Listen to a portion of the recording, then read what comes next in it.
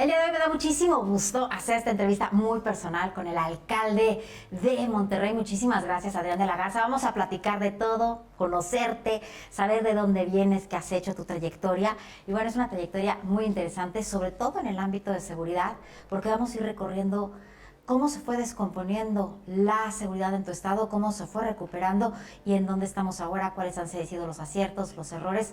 Pero antes de todo eso tenemos que saber quién es Adrián de la Garza. Platícame un poco cómo fue tu vida de niños, cómo fueron tus abuelos contigo, cómo fueron tus papás.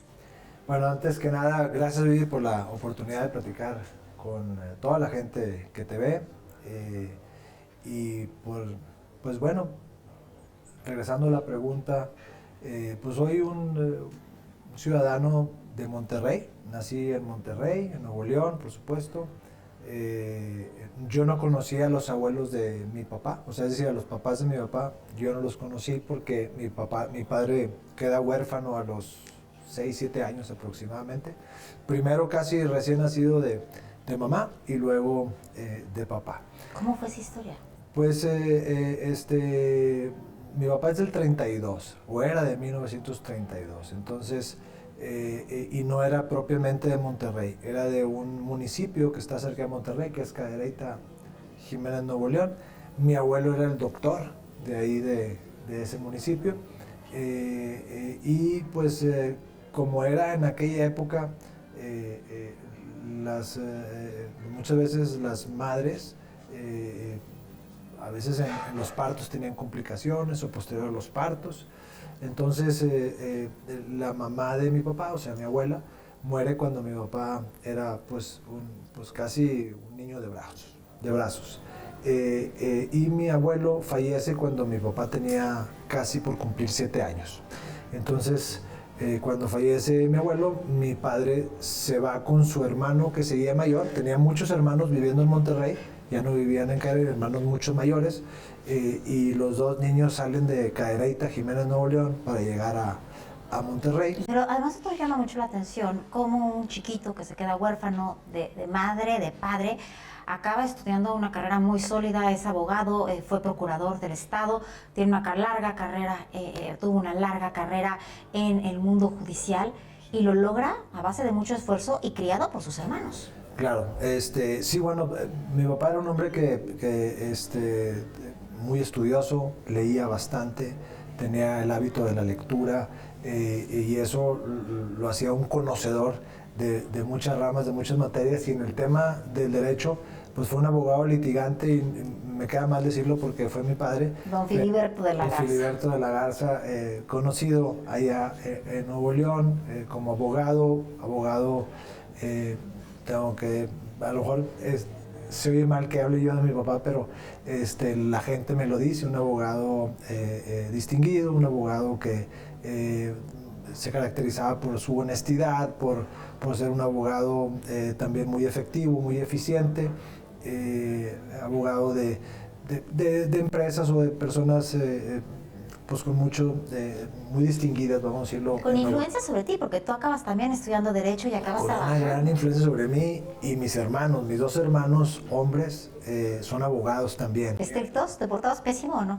No, fíjate que no me portaba tan mal, creo que no, hay que preguntarle a mi mamá, pero no, creo que fui un niño normal, tranquilo, medio de casa, y digo medio de casa porque desde muy niño me gustaba andar en la calle.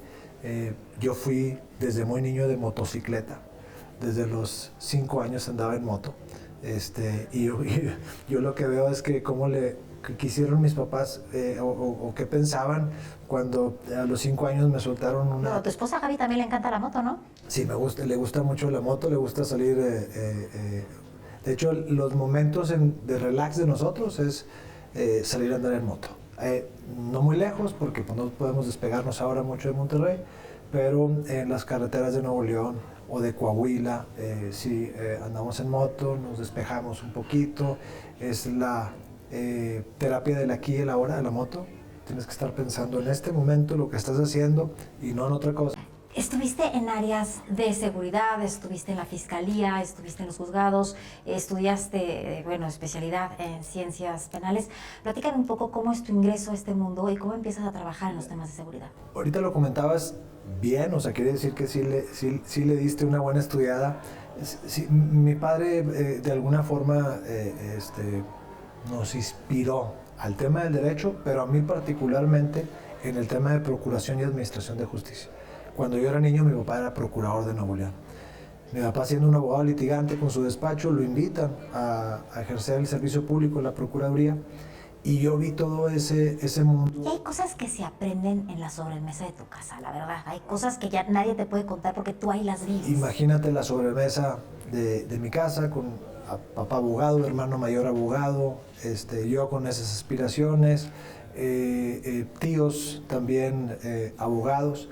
Y bueno, te comentaba hace algunos momentos, mi papá siendo procurador, siendo yo un niño, me apasionaba mucho lo que yo sabía que hacía mi papá, que era el tema de investigación para perseguir a los delincuentes, para darles su merecido, meterlos a la cárcel, que pagaran por lo que hicieron, hacer justicia a la gente.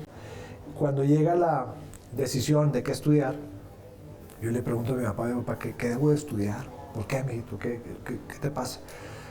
Pues mira, me gusta mucho todo el tema. Si estudio abogado, quiero ser abogado y quiero dedicarme al tema de justicia, procuración de justicia, meterme a la Procuraduría y si es posible algún día ser Ministerio Público para poder ser parte de quien lleve a los bandidos a la cárcel, vamos a decirlo en una forma aspiracional. Pero también me apasiona mucho las máquinas, me impresiona mucho la ingeniería de un avión, me gustan los aviones. Y me dijo, mira, mijito, tú estudia lo que tú quieras, nada más dedícate a algo estudia que sabes que te vas a dedicar a algo que siempre te apasione, levantarte todos los días de la cama para decir voy a ir a trabajar. Y trabajar en los temas de seguridad, que a mí me toca mucho desde otra trinchera, te generan mucha adrenalina y mucha satisfacción y mucho gusto cubrir.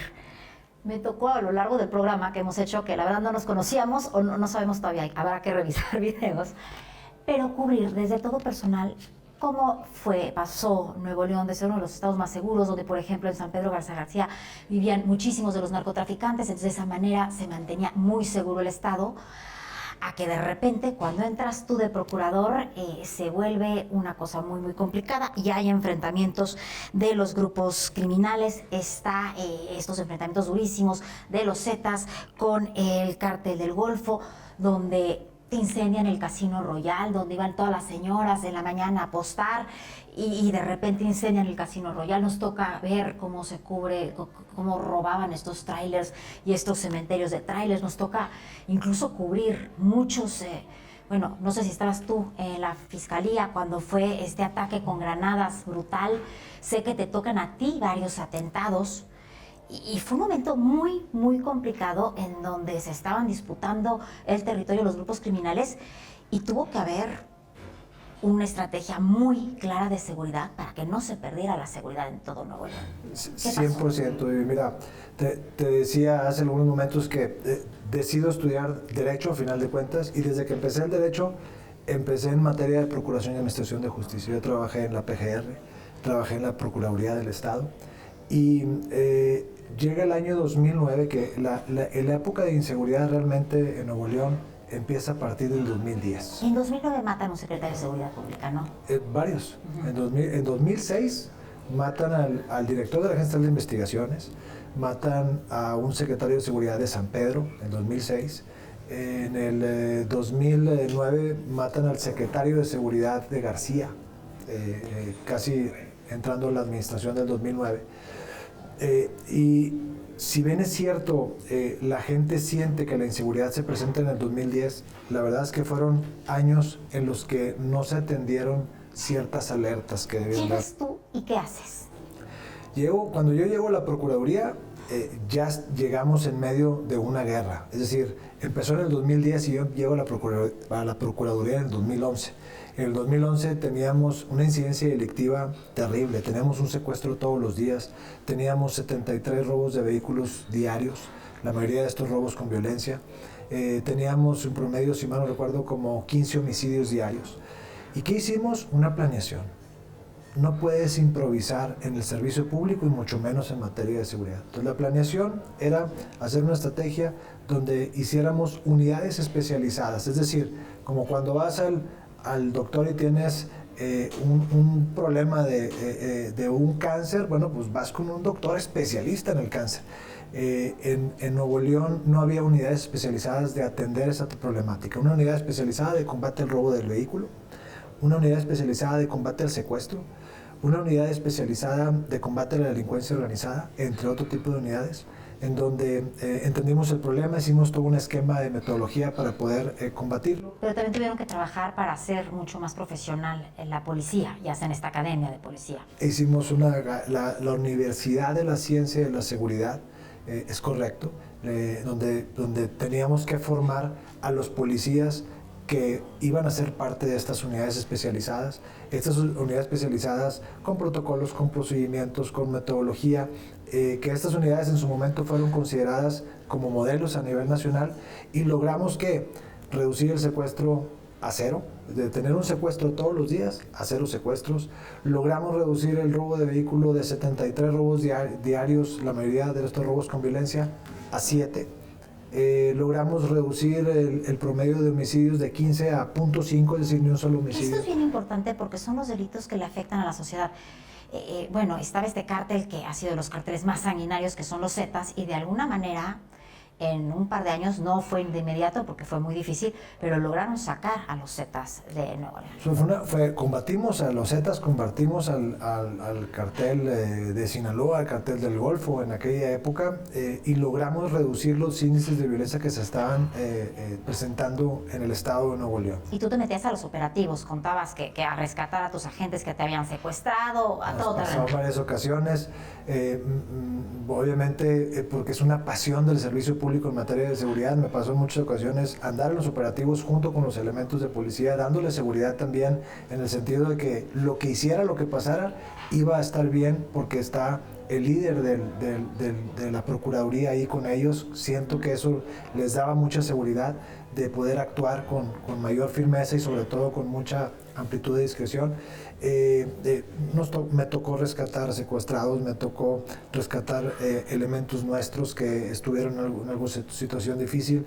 Nos tocó también muy duro resistir ataques. Perdimos amigos, por supuesto, perdimos amigos, compañeros, queridos. Incluso tú estuviste en medio, o hubo varios atentados contra ti. Hubo varios, sí hubo ataques directos a mi persona, así como sufrieron muchos otros ataques otros compañeros de la policía y de la Procuraduría. Era un momento decisivo en el que teníamos que pues defender al Estado de Nuevo León, defender a los ciudadanos. Era o ganaban los cárteles o ganaba la sociedad. Y afortunadamente ganó la sociedad. Bueno, y afortunadamente ganó la sociedad, y de ahí alcalde electo de Monterrey 3 veces, y es una alcaldía que hoy va a estar en el ojo de todo el mundo. ¿Por qué? Porque hay muchos partidos del Mundial. Platícanos un poco cómo se están preparando la alcaldía para recibir muchísimos partidos, porque son 3 sedes en México, en la Ciudad de México, Monterrey, Guadalajara, y bueno, una de las sedes te queda directa a ti. Me tocó firmar en el 2017 el acuerdo para que hubiera Mundial en Monterrey, siendo alcalde en el 2017. Y ahora, casualmente, la vida me da la oportunidad, y los ciudadanos de Monterrey, de ser alcalde en el 2026 para preparar todo lo que es el Mundial. Estamos listos para recibir no nada más a la gente de México, sino obviamente a muchos visitantes. Pues muy bien, ya casi para concluir esta entrevista, a ver, platícame un poco, ¿cuál ha sido el día más feliz en la vida de Adrián de la Garza? Ay, bueno, poniéndonos un poco románticos, yo creo que el día de nacimiento de mis hijos. ¿El más triste? El más triste, creo que cuando falleció mi papá. Complétame esta frase, Adrián de la Garza es... Regiomontano. Muchas gracias. Gracias.